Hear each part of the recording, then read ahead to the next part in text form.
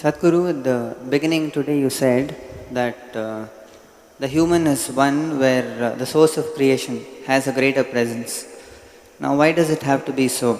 Is it just nature's ploy, existence ploy, a play where we are all just some kind of software programs designed for self-annihilation with some support systems? Why some people have the longing, some people don't? And why some people with longing find the right place or the right avenues to get their longings fulfilled? What is the secret behind all this? For the first part of the question, why are you asking me? I didn't create this damn place. I'm only trying to create a solution. I didn't create the problem. So, is this all apply for people, the spiritual people, to run their business? Do they have some kind of a deal with the Creator that He keeps people in such a turmoil that these people can run their show? Possible. It's just that you are asking this with a certain anguish attached to it. So I'm just trying to play it a little bit.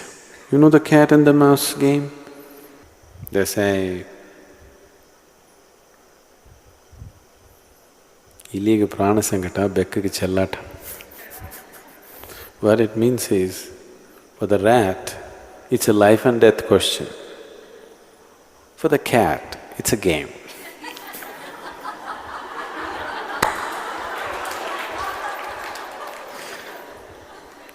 So, it all depends which one you are. So, why this whole thing is made like this? Is it some kind of a conspiracy between the spiritual gurus and the Creator? No. It's all conspiracy from the other side. We are trying to beat the conspiracy. We don't have a deal with the conspirator, but we have made friends with him. Now that we have made friends with him, we can get him to open the door. Or we have found the keys ourselves. Even without his permission, we started opening the door these days. Now why in one person there is a longing, in another there isn't? There is no such thing. In everybody there is a longing. In everybody there is a longing to be little more than what he is right now, isn't it? In everybody there is such a longing, that is a spiritual longing. It's just that most people do not recognize it as such till a certain amount of pain or suffering or old age or the constant threat of death enters their life. Till then, they will not recognize that longing for what it is. They will go on painting all kinds of pictures. Using that longing, they are painting 1,000,000 different kinds of pictures on a daily basis. They think it's about money. They want to fool themselves that it's thinking that it's about a man or a woman. They know very well it's not so. But they like to keep the game going and keep the game going and keep the game going forever. They think it's all about a new house. They think it's about a new job. They think it's about a promotion. They think it's about wealth. Not that they really think so. They just like to play this game. Everybody knows that none of these things will fulfill them. They know it very well, isn't it? But they still continue to play the game. So why the game is so difficult is, the situation is like this. Shankaran Pillai and his wife were sleeping. In the night, the wife thought she heard some noises downstairs, she thought there must be a burglar. And she said, "Hey, are you awake?"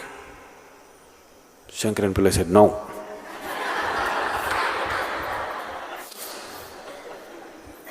That's why you can't wake them up. You understand? They're really asleep. It's very easy to wake them. Gently you can either kiss them awake if they are gentle people, or you can put ice cold water, a bucket of ice cold water and wake them. But the problem is they're awake and they pretend to be asleep. Now you have to coax them not to pretend. You know it's difficult. You know it's difficult.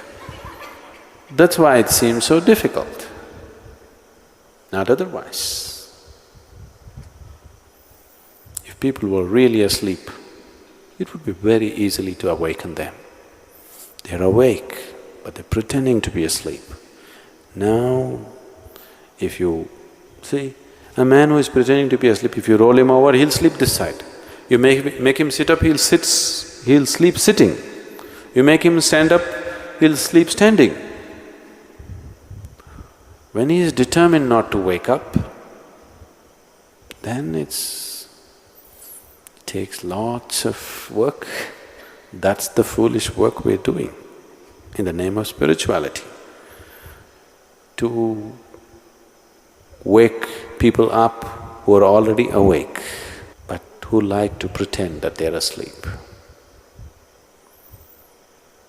Otherwise, why this going on and on? One satsang is enough, isn't it? Just one satsang is enough. Why another one, another one, another one? Because one satsang you roll them over like this, then they sleep this side. Next satsang, okay, that didn't work, you roll them like this, they'll sleep that in that position. In every new position they will sleep.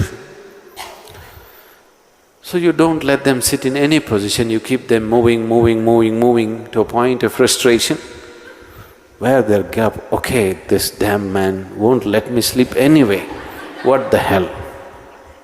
Let me come awake. This is the way fools will wake up.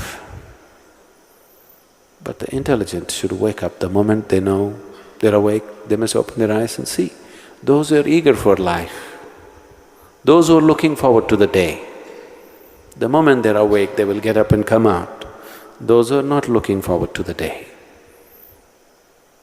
if sun comes up, they want to deny it by the blanket, isn't it? So that's why the spiritual processes are designed like this. You like it or you don't like it, 5 o'clock in the morning, get up and cold water and sit down and do everything that you have to do. No, I don't like it, it doesn't matter you don't like it, just do it. You're asleep, it doesn't matter. You still walk around and do everything. If you do this for some time, then you will realize, what's the point pretending? Anyway, they'll make me do all these things. Then it'll not be worth pretending. You're creating a whole range of illusions for yourself. Life should disillusion you somewhere, it will. The sooner it does, it's good. When life doesn't, a guru tries to hasten the process of disillusioning you. Do not understand disillusion as a negative process. Disillusioning means destroying your illusions, isn't it?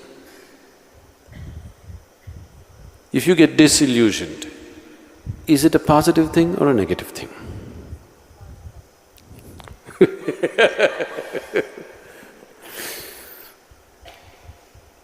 But that's a whole problem with life, isn't it?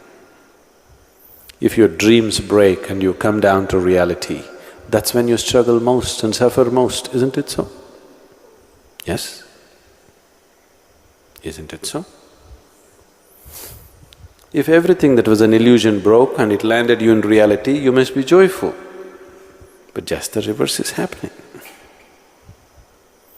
Because you're awake and asleep. That's the problem.